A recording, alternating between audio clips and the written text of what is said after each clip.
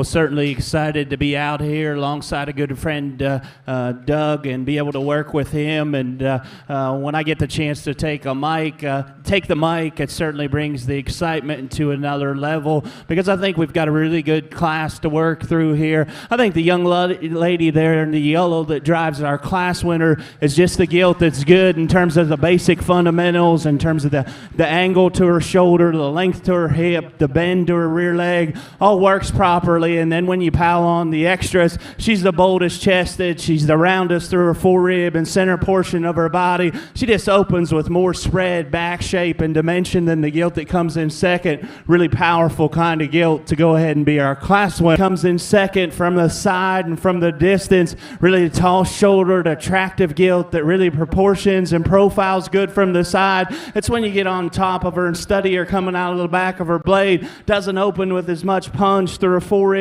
and center. Doesn't offer that width of chest and just internal cavity that the gilt ahead of her has, but certainly a good presented gilt that patterns awfully well from the side to go ahead and be in second. Gilt that comes next is another one. If we just judged them from the side, like a lot of the things about this particular female, love her head and the way it attaches to the top of her blade, and then through her throat latch is really clean and tight. It's when you watch this one coming and going, she wants to close up too much from her knee to the ground, and then when you step right in behind that gilt, she just wants to taper and close up too much of the ground. Certainly a gilt we appreciate from the side view profile, brings a lot of things to the table. Dark colored gilt that comes next. This one grabs your attention when she comes out of the gate, because that's a stout featured, really big chested, big armed kind of gilt that's got some forerib and center body. She's got good shape and muscle when you get right on top of her. We just like to change the way this gilt kind of wants to hinge and swivel,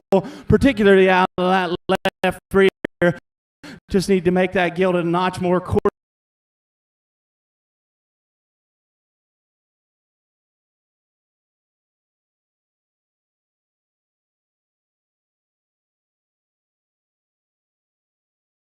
She just wants to get a little piecier for us. She wants to get a little more upright in her blade and front knee, wants to pull apart there at her ham loin, and then just wants to kind of swivel a notch out of her rear too. Just need to redesign that gilt maybe just a notch in terms of her angles and make her take a longer, more comfortable step off of her rear too.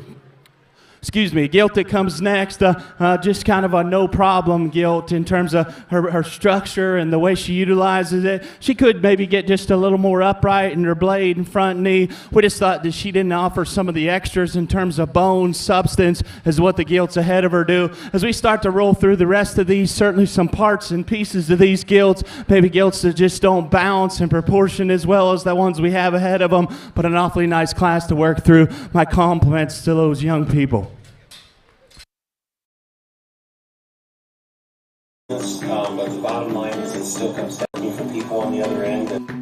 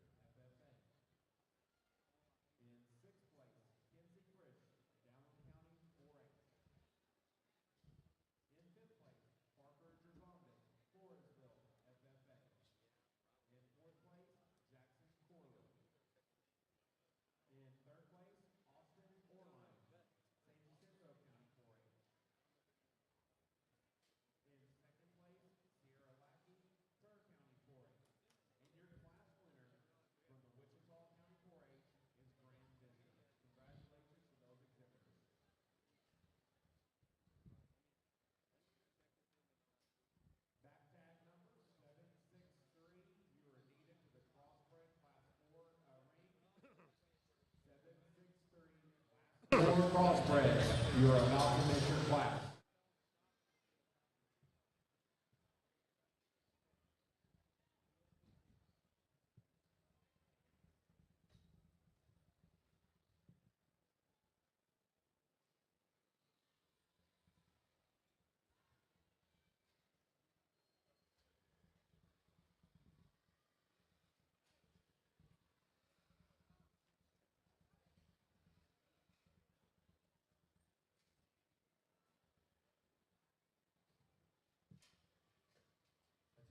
Class 5 at Phoenix Edens, Pleasanton.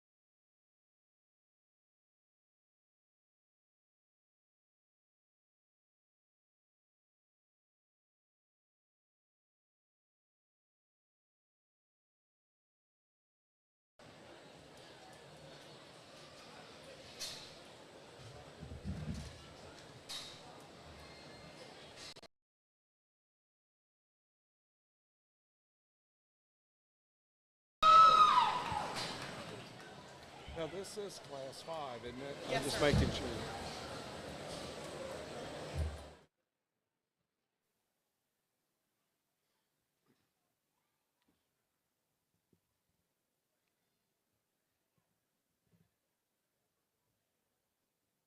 Good morning and welcome to the San Antonio Junior Purebred Guild Show, which is hosted by the Taylor Fort Webcasting Network. It is my honor and privilege to be with you for today's Gilt Show. Throughout the day, I will visit with you a little bit what's going on currently, and of course we have been down up until now, and we're sure happy to be a part of your program today. We're currently on class number 5. There are actually 30 in this class. The ages range from August the 2nd through August the 4th. And currently they're going through the first sort at this time. And our lead judge doing the first sort is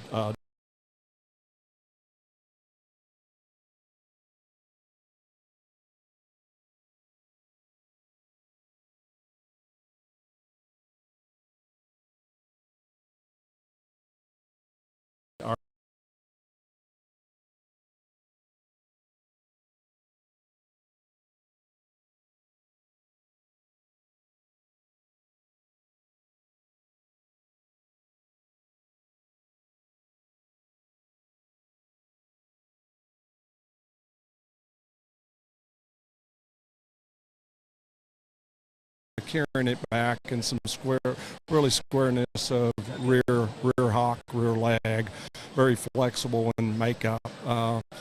Animals that they like to see that fullness in them, back behind that forerib down into the flank area as well. They're really doing an outstanding job. Really been really impressed with how they work together, and they just seem so relaxed and just doing an outstanding job. As you're seeing the ones that they like out of the first sort, and then in the main ring there you'll see the ones that they've decided to keep and give a second evaluation on. So I will visit with you kind of periodically as things go. For you that have never, or it's kind of new, to see if they find some that they might have missed that they would like to evaluate a second time with the ones that they have pinned. So anyway, we'll let them go through their sorts, and I'll come back to you and visit some more. Thank you.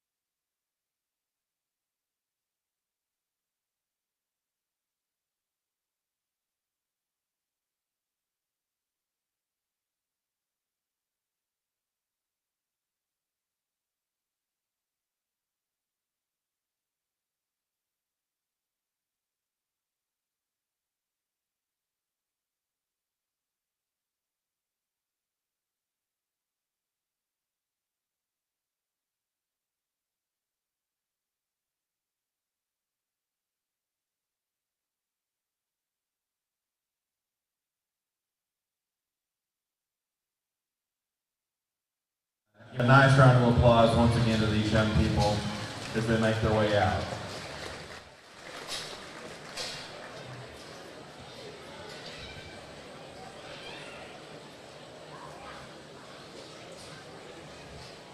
As you're seeing out here now, they've excused the ones out in the big ring, and they're fixing to let their top ones out for a second evaluation. You might or might not know, of course, there are placings all the way through 10th place. So what they'll do is they'll let them out one at a time, and as they evaluate at a certain point, then they'll come back and repin their top 4 or 5 at that point. So anyway, here we go with the first one coming out as they evaluate them.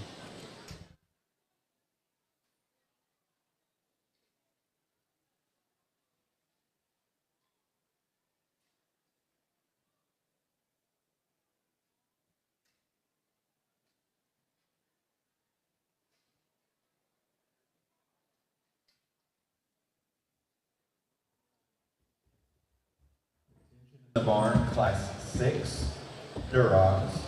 This will be your first call. Class 6, Durogs. This will be your first call.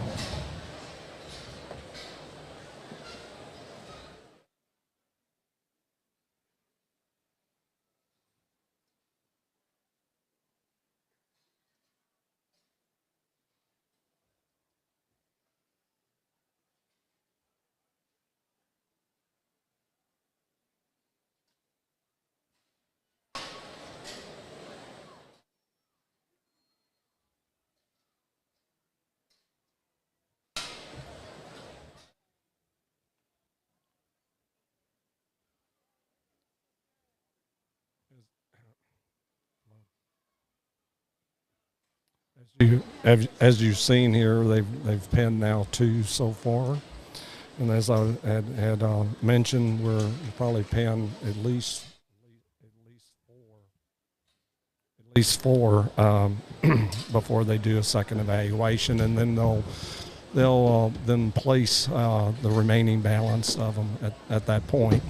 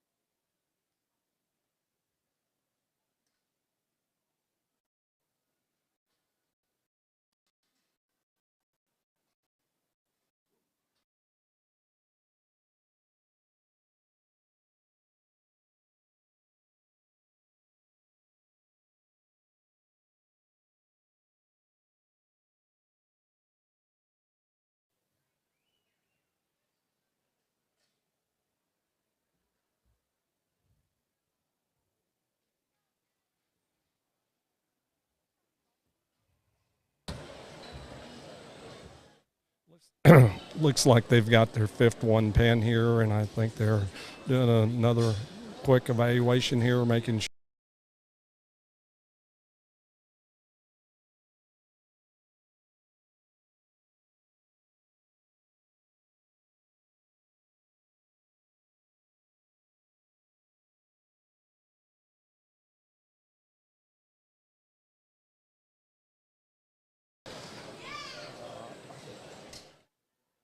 But looks like now they're going to start placing them down the line all the way through 10th place.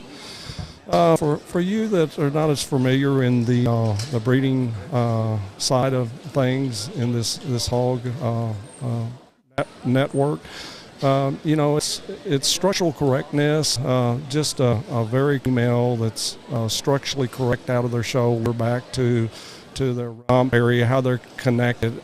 That is the most important thing in balance and freeness and mobility. Let's face it, these are going to be the mamas coming up that are going to raise that next champion gilt or next champion market barrow, and all these come hand in hand. One of the things that I the keys to success is making sure that you have a solid, extremely good foundation sow herd.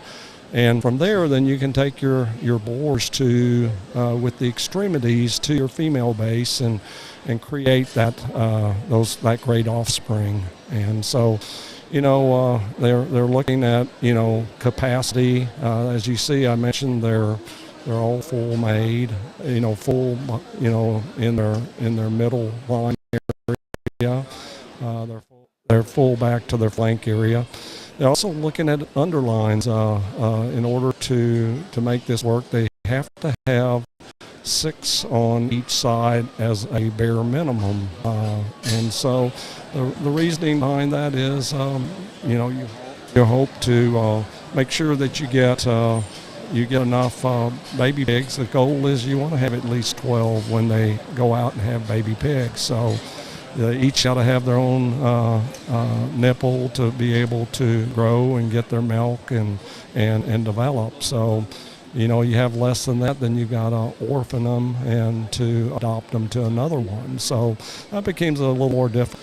In the realm of things, when that happens, where you have to adopt another one, you've got to do it within approximately 24 to 36 hours on another female, because by that time, after that point, they have picked, and that one that you've given them to is starting to dry up. And so that's where that kind of comes in.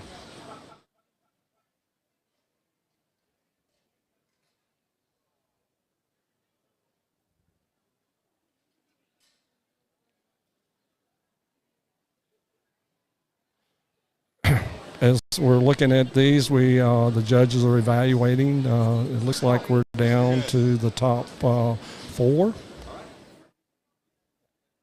and they're looking at placing the 4th, and I think they just did. As you look at these females, they're very uniformed in makeup. As you see, they're going out there. They're correct made out of their shoulder areas. They're free and not tied in their shoulder movement, and how they're taking their really a nice flexible step off their rear legs. And that's all we always ask as parents and as breeders as well is judging them in a way of showing that consistency of a pattern, and I think these guys are really doing a great job of putting this pattern together.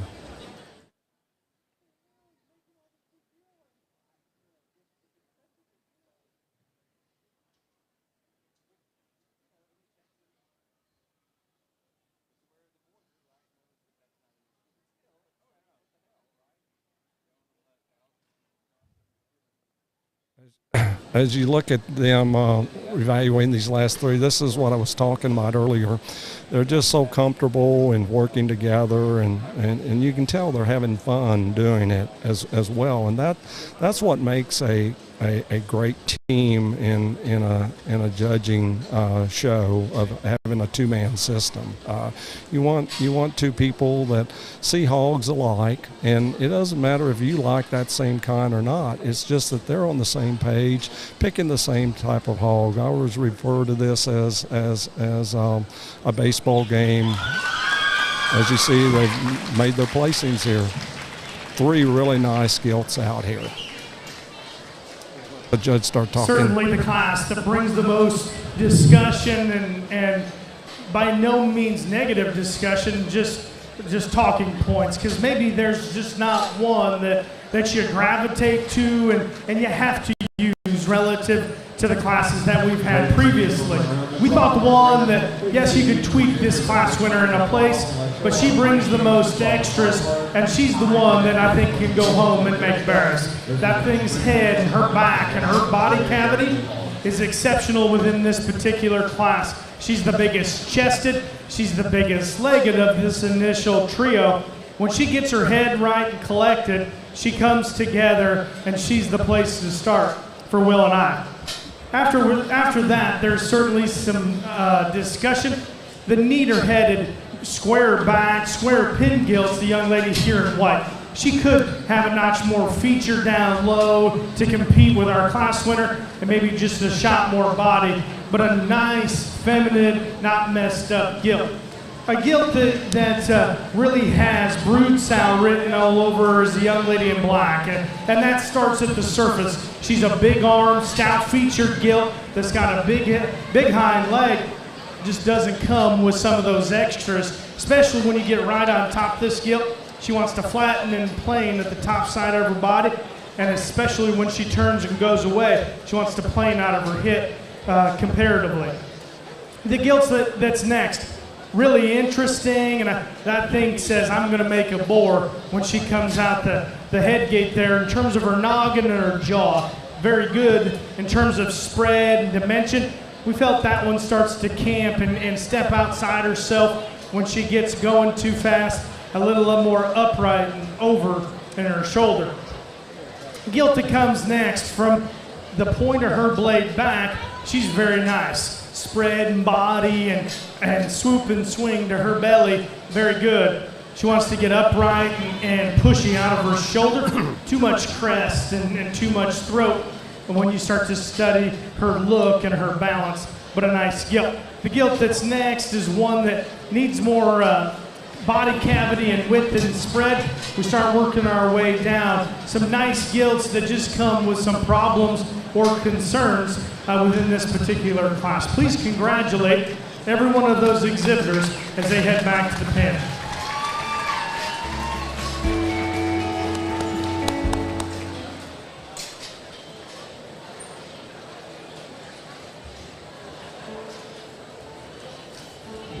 To have a breeding program, Mr. Albright, thank you for those there has to be a reasons. plan.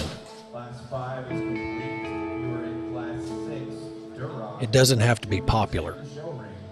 Class 6, Duroc, you are in the show ring. Here are results from Class 5, Duroc. But it has to be backed by conviction, Walker County 4H. backed by quality. Lindell FFA. 8 was Ethan Standridge from Leonard FFA. 7 was Letty The satisfaction is in the results. 6 was Ryan Rockwell FFA. 10 was Nicholas Gallego. 4th was Madison McCullough from Pottsboro FFA. 3rd was Tony Burrell from the Hannis FFA. 2nd was Bristol Neese from Aubrey FFA. And our class champion went to Emily Clutter from the Marion FFA.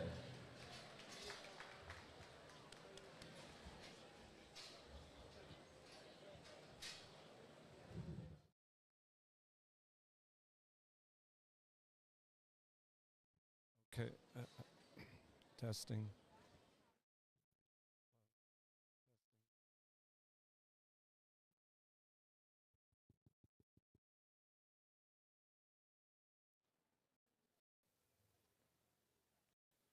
Our Our next class here is coming up now is class number 6. We have 45 in this class. The age birth dates are from July 26th through August the 1st. It's the biggest class, I think, of the day of the Duroc breed. Kind of how this thing works is, they'll take these gilts, and they range from July 1st to September the 1st. And they take it and divide them as equally based on their birth dates and try to keep them together as close as they can to break them into as close of classes as they possibly can.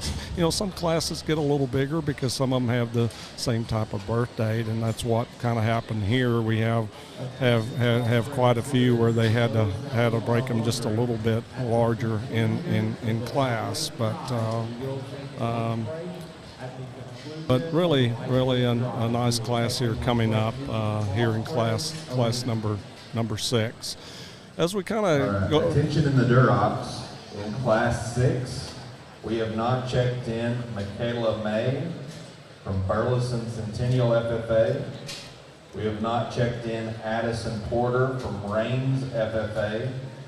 And we have not checked in Michaela Miles from Goldthwaite FFA. Again, if you are in Class 6 Durocs, you are needed to the show ring. In our Duroc show today, as I said, we're on Class 6 currently going through the first sort. We have in today's Duroc show, we have 13 classes, and so we'll have 7 more after we get finished with class number 6.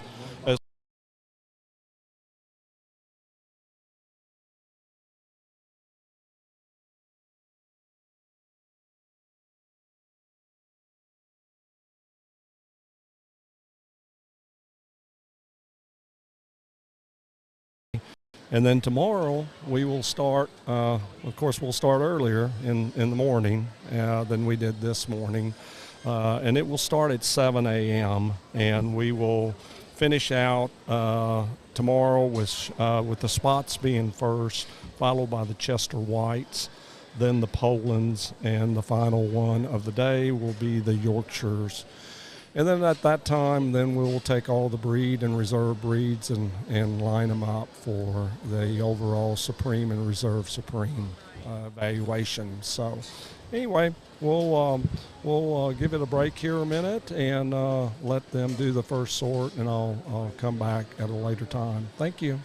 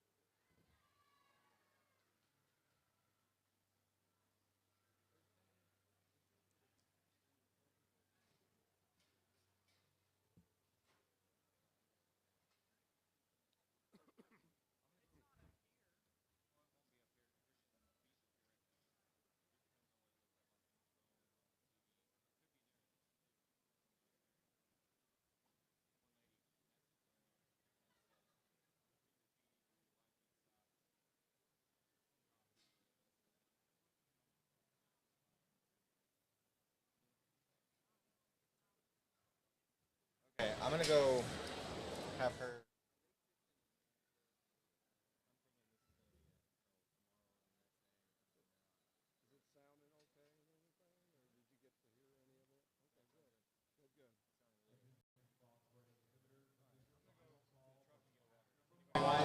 Crossbred, Gilts.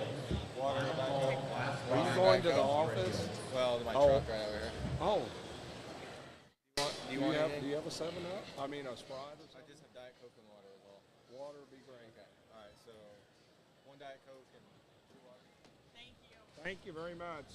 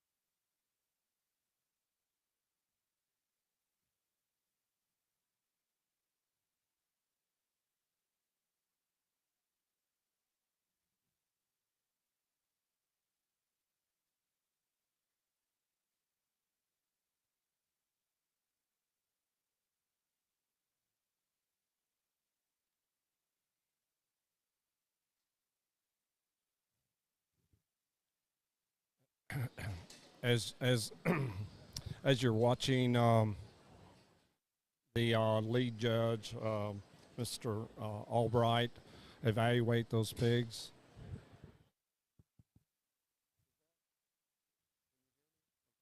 As you watch him evaluate out of that first sort, you know, one of the things that you, if you're a new exhibitor or a new person showing gilts or market barrels or whatever you're showing, you know, that first look is so important. And you know, a lot of these kids, if you watch them coming out of there, they've practiced this at home and into their show ring, and you know, it's important that you get them used to coming out of a smaller area and coming out of that gate and getting that head up and getting him getting that animal or pig in a way that that head is up and he's out there traveling and moving. And so with that, you know, you have just a couple seconds to for that judge to make a decision if he's going to keep you or not, or pin you, that is. Because by the time you go to the second judge, that's your last resort. If you don't get picked there, then you're excused in the gilt show. And of course, if you're in the barrel show, you're going to go on and be excused, and that'll be the last showing that you get to do. So it is so important that you kids go out and practice this at home, because working with your animals is so much a part of it. You guys are a team, and that's why it's so important. So you can kind of see how that's all working with the first sort, and you're seeing them. If he doesn't like them, then he's not sure what he wants to do, then he'll send them to the second judge. He'll do that evaluation there, and then if he doesn't like them, then of course, as I mentioned, he goes on and is excused for the day. You know, San Antonio has been around a long time.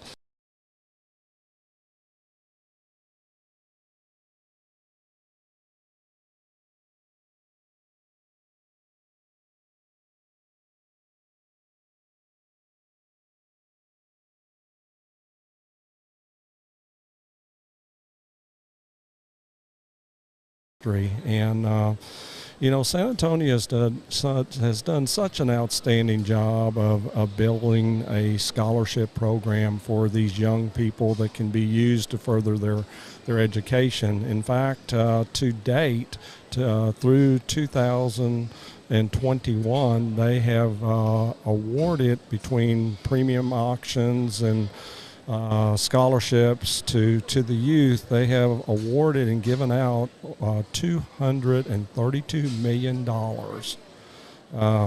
and that's outstanding. And for them to be able to go out and compete and win a scholarship, that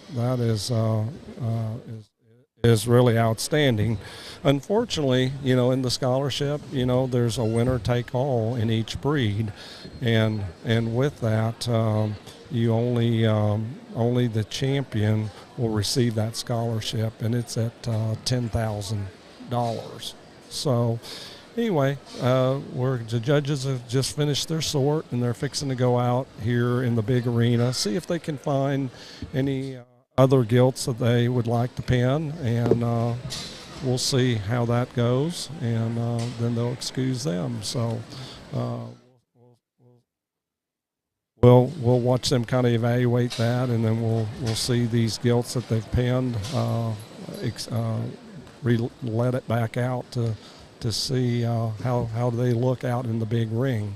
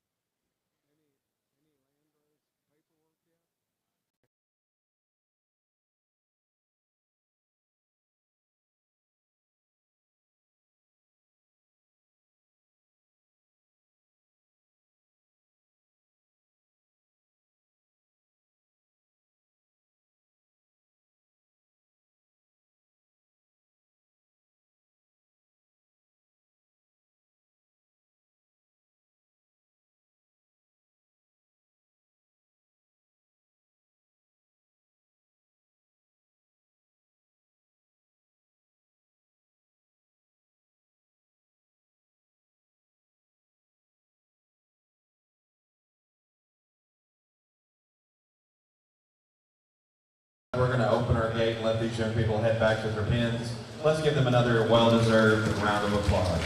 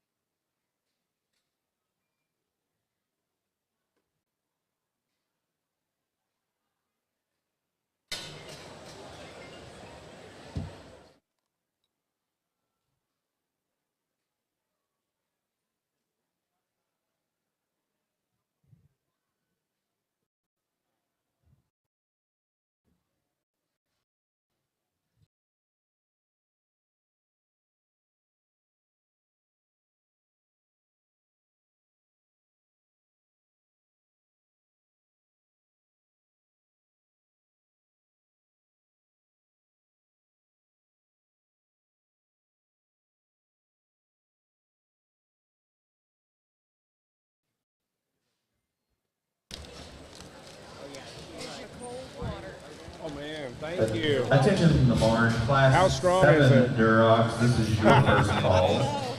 Class 7 Duroc, this is your first call to the showroom. Thank you, Tim. Taylor, I mean.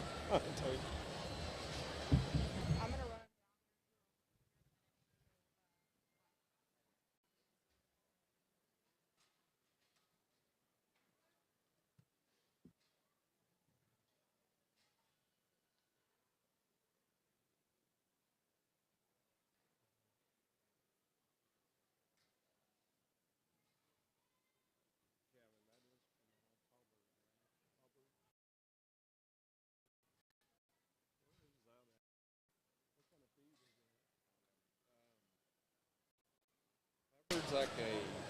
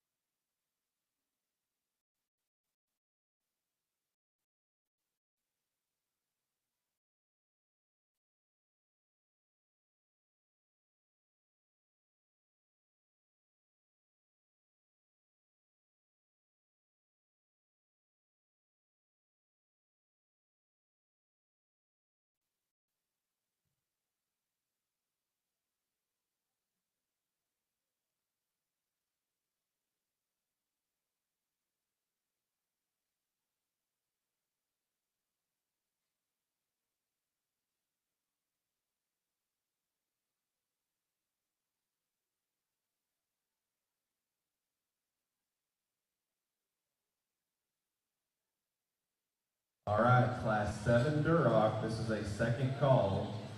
Class 7 Duroc, second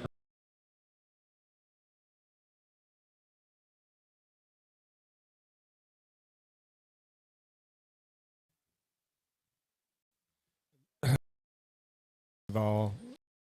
They've got 5 penned here now, and they're looking at going ahead and start placing the remaining to the top to finish out the top 10. And of course, they'll come back and evaluate the top 5 from that standpoint. Or no, it looks like they've already done that. They placed the 5th place, so they're just going to look at the top 4. So anyway, as he's giving out the placings there, the judge, of course, in the blue jacket, his name is Doug Albright. He's from Coldwater, Michigan.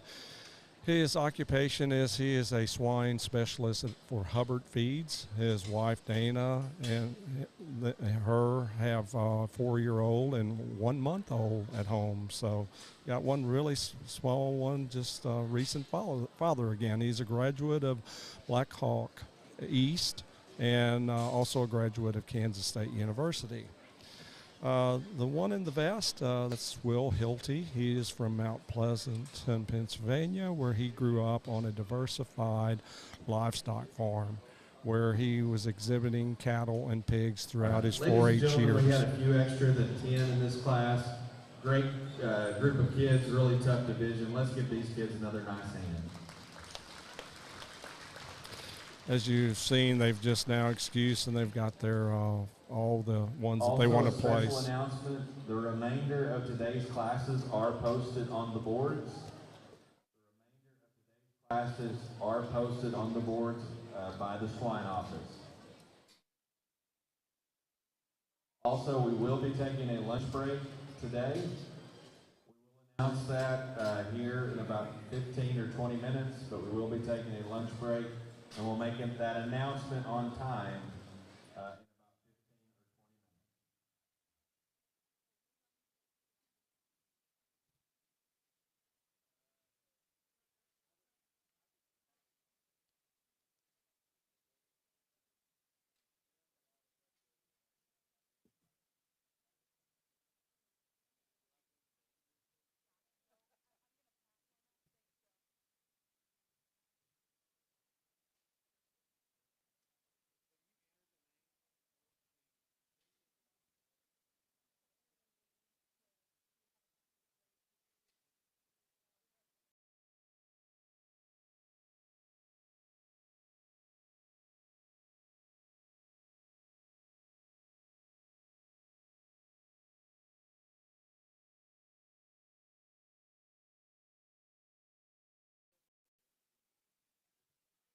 As you're seeing out here, we've got the top 4 out here. And again, I think if you evaluate what we're seeing out here, they're really uniformed in makeup. As we mentioned, a breeding gilt needs to be structurally correct with some depth of body and a prominent underline into it. And you see, and he's getting them placed here real quick and fixing to name his first.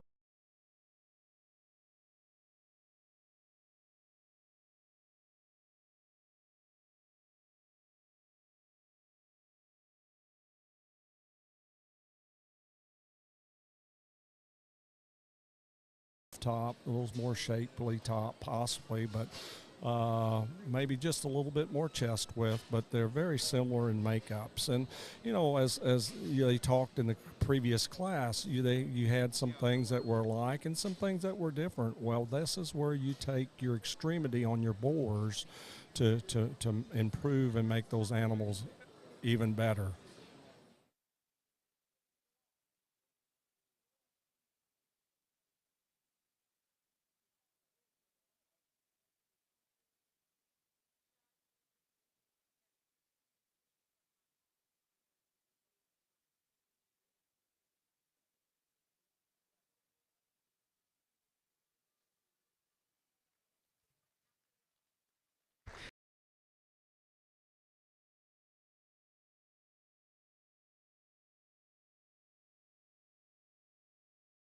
Enough punch to the center part of her body, and does so with an exceptionally better set of running gears in terms of comfort and flex off both ends. This young lady in the pink's going to win this particular class.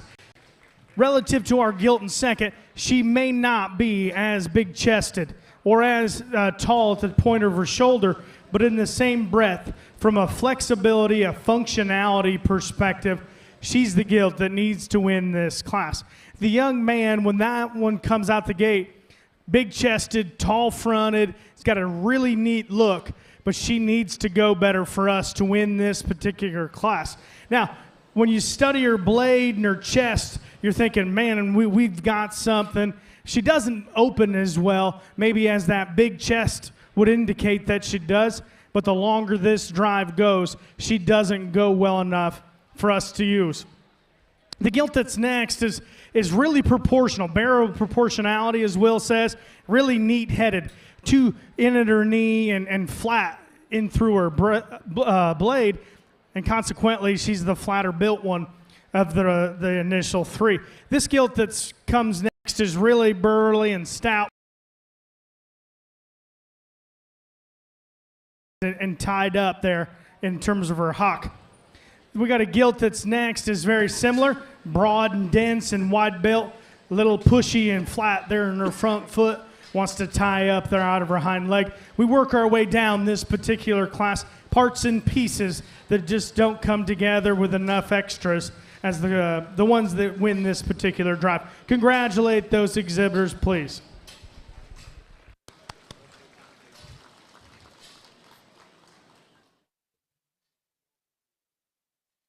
And as you've seen this class here, as he described our first place, the being the most flexible and freest in the movement, that's just a kind of an example of what I was just discussing with you of taking the extremities. You would take that one to a board that had extremities of chest width, still having flexibility, whereas our second place maybe showed that more expression of total package of product, a hog that needed to be freer in her movement. And so you need to take that one to more of a board that's, freer moving. It's really structurally correct, but not as much pop, to kind of balance that out a little bit.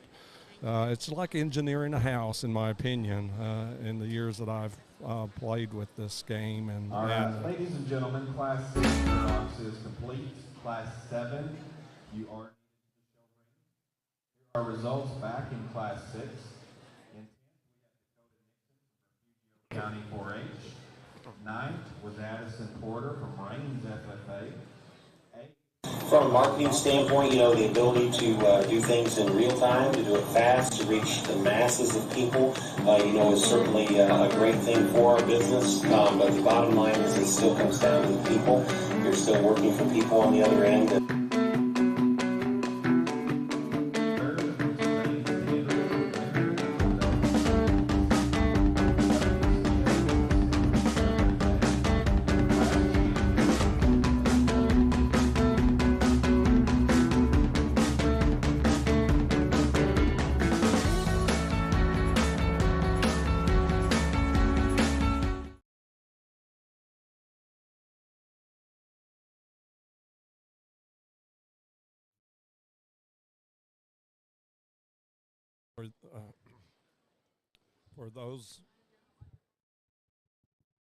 For those of you for those of you who just entered in on our webcast, we are starting class number 7. There are 41 head in this class, and the birth date is from July the 22nd through July the 25th. So they'll go ahead and go through their first sort. Doug Albright.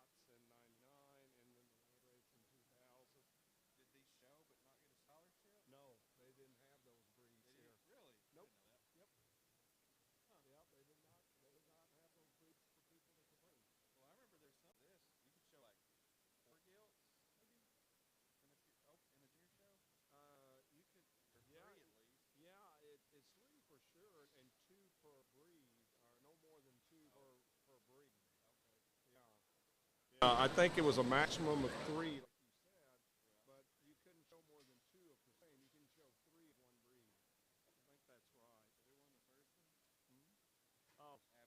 Abby, Amy Gass. She's now Amy Staling from Billy Gass is her father. Yeah, I thought that John Elbrock won, but they started in '96. He won it in '97, but I didn't realize that they had started first scholarship, and it was $6,000. And now it's 10. 26 years ago. Don't talk about that.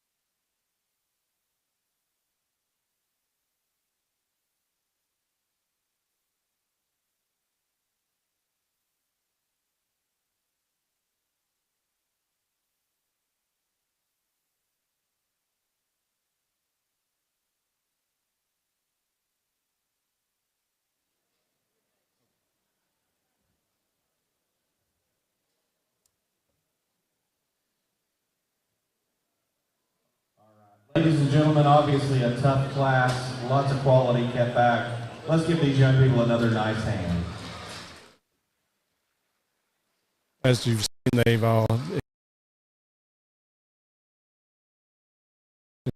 to see if we're going to keep them in the top 10. It looks like they've probably kept more than 10 at this point. Again, they're going to let each and every one of these out and do a comparison, and then put 4 to 5 back again, and then they'll go in and place from either fourth or sixth down to 10. They have 10 ribbons that they're giving out today in each class.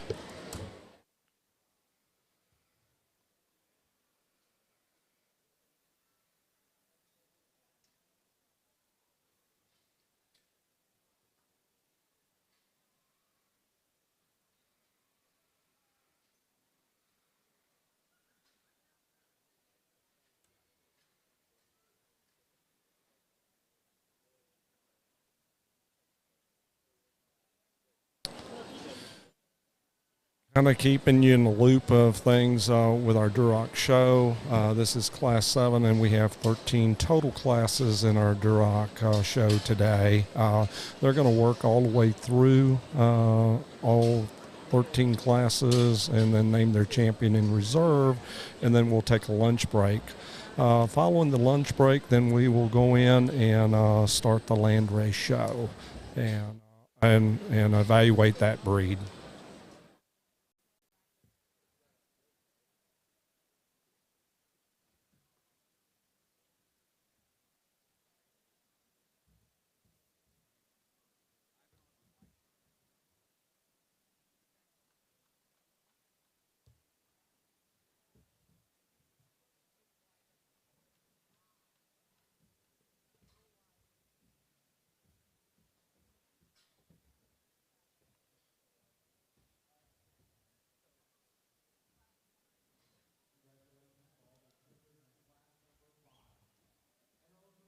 So far, they had 6 out here, and now they've pulled the young lady there in the blue as their first pull out to go back into the pen for the final 4 or 5.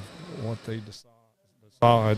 Looks like this class is pretty deep from end to end as far as in similarity types, and so they're probably having a little more evaluation here to figure out how they want to put their pattern together for their top 4. So, like I said, you can see that all these females are got good and.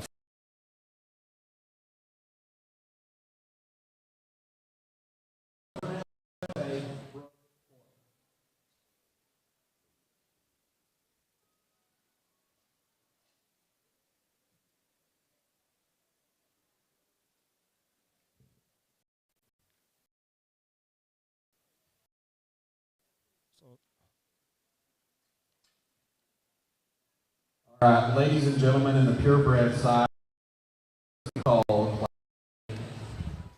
Class 8 Duroc.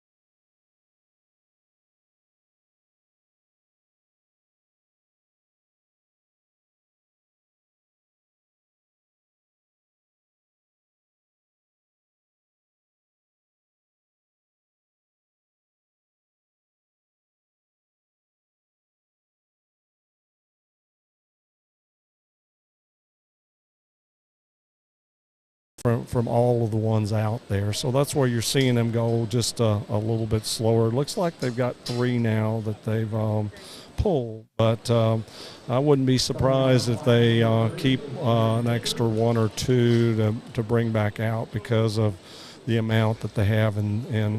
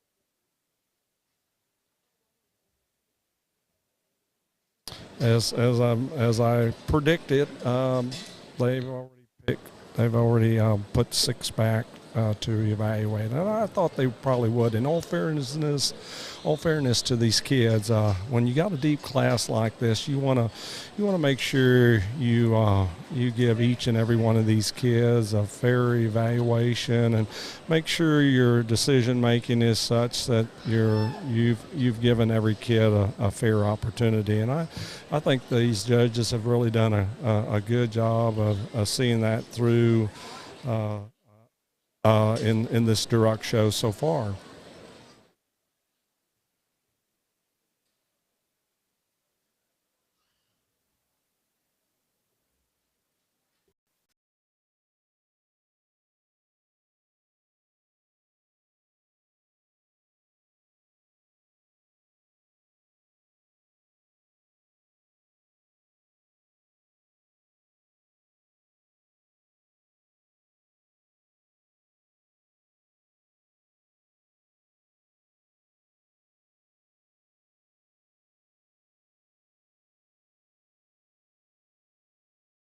Reminder, the lunch break for the Purebred Show will occur at the conclusion of the Duroc Show. So we will take our lunch break after the Durocs are complete. So they were going to let the top 6 back out and go to our first place. So yes, as a nice consistent class, as I mentioned, probably the most consistent, most deepest class from top to bottom that we've had so far today.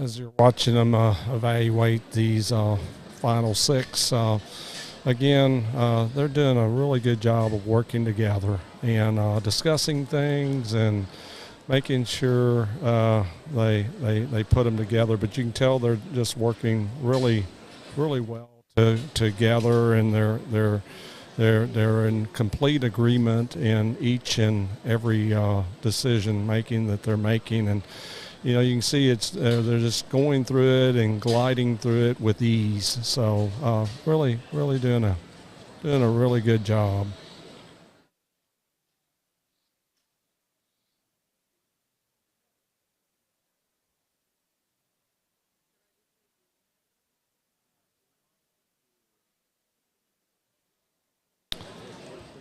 Looks like we got the final two out here. They're discussing it, and I think it looks like they made their decision out here. So here's Doug with his comments. Very deep Duroc class. When you step in and you get into this particular class, Will and I think there's one to use, and that's the young lady there in the red sweater.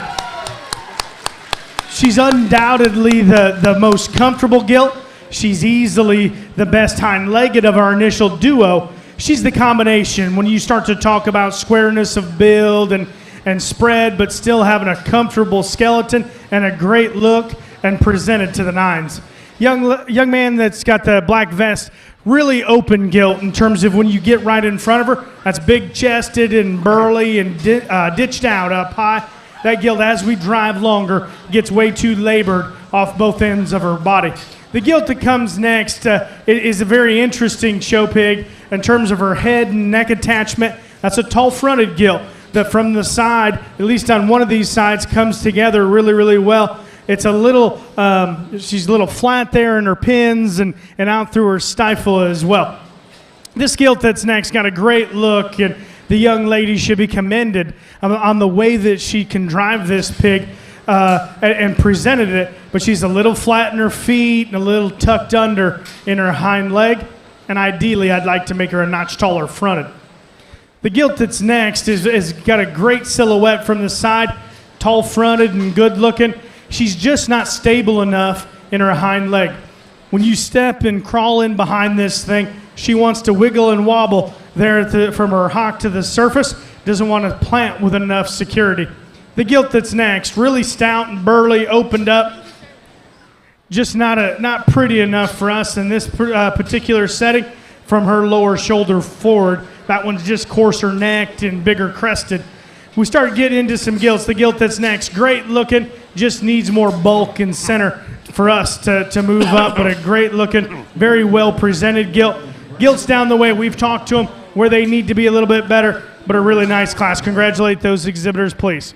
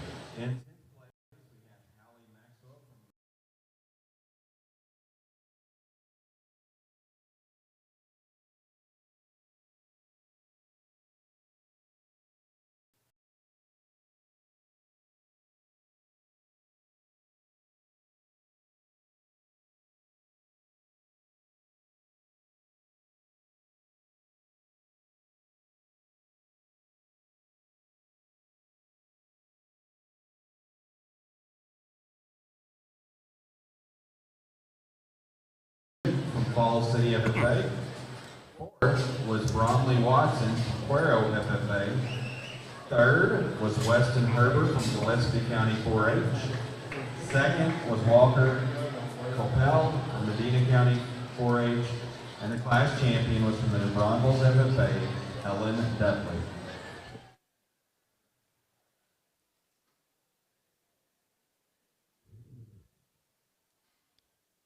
Our next class up now is class number 8. We have 30 in this class. The birth date is July the 20th through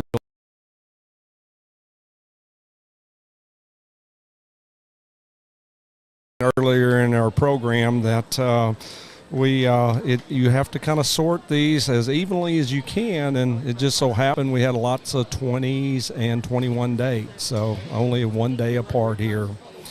As you're seeing, they're going through the first sort again, and what I was going to mention with our second judge, if he likes you, he won't say any comments to the exhibitor, but if he thinks that it's not one he wants to keep for a second in the big arena, then he'll telling them what they would like to change about their gilt, and so that they get a better understanding, so that this program is also about learning. It's not just about winning, and the only way you get better is by going out and watching the ones who are being successful and learning from them, and then also learning what were the good points of your animal, or what are the points that you need to change about them. And so anyway, it's that's all part of this program, and it's also life lessons as well as we go further, as these kids continue in this sport.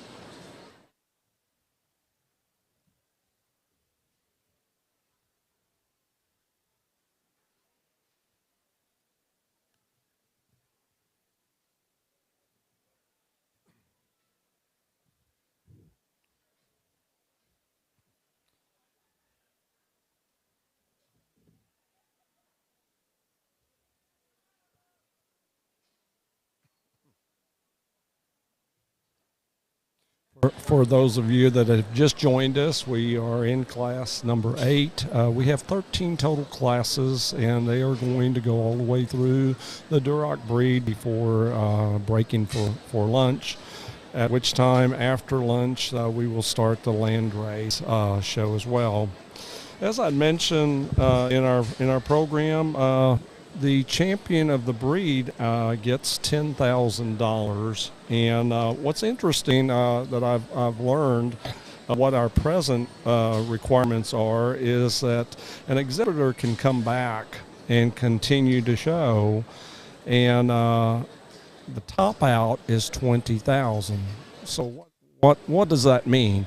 It means it doesn't necessarily, they could come back in the Gilts again, or they could come back and be in, like, the skeleton or something of that sort, or public speaking, and win another $10,000 that way. So, for example, if they won the Gilt show and then they came and won the skeleton show, then they were topped out at 20, and so that's the maximum amount that you can win scholarships here at San Antonio during the stock show side of things. And then as we prepare for tomorrow and we get into the champion drive, if you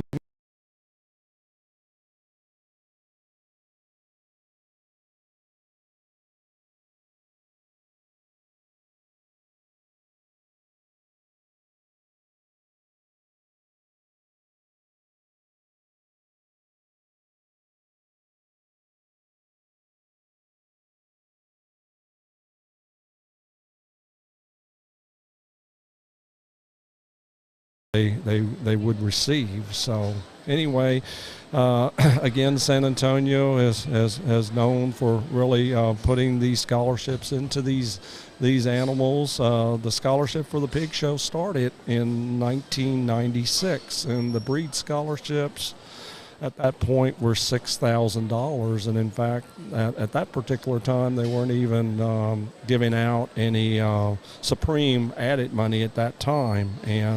But 19 first year. What's also interesting is that at that particular time in 1996, there were only 5 breeds that were allowed to be shown at San Antonio. It was the Durocs, the Burks, the Hamps, the Chesters, and the Polands came in 1997.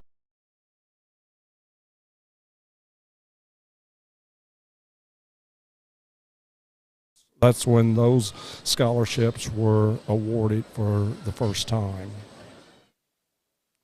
San Antonio has given up to date through 2021, between the auction of the animals and premiums and scholarships to the youth of Texas, $232 million.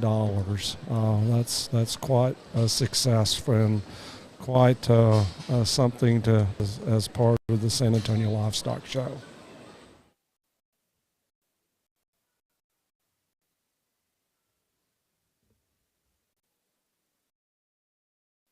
Would like to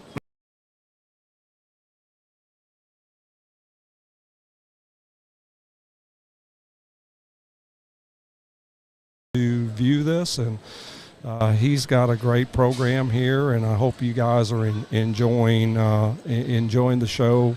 For those of you that are unable to be involved and be here at the show, it's a good way to stay where it's warm and not attract any dust, and enjoy this stock show.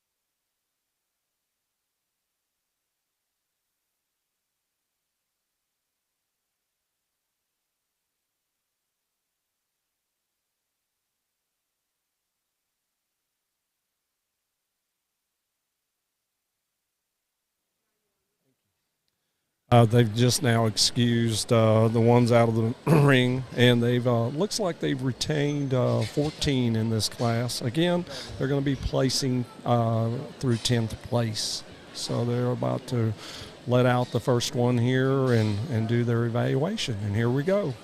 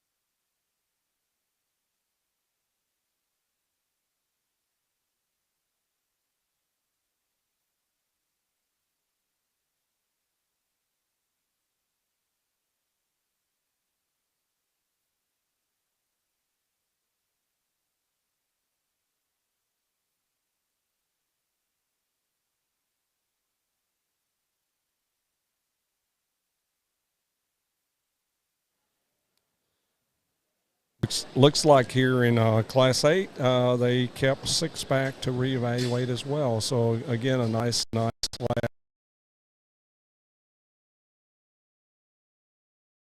That we've got 6 of them here that are going to get another evaluation in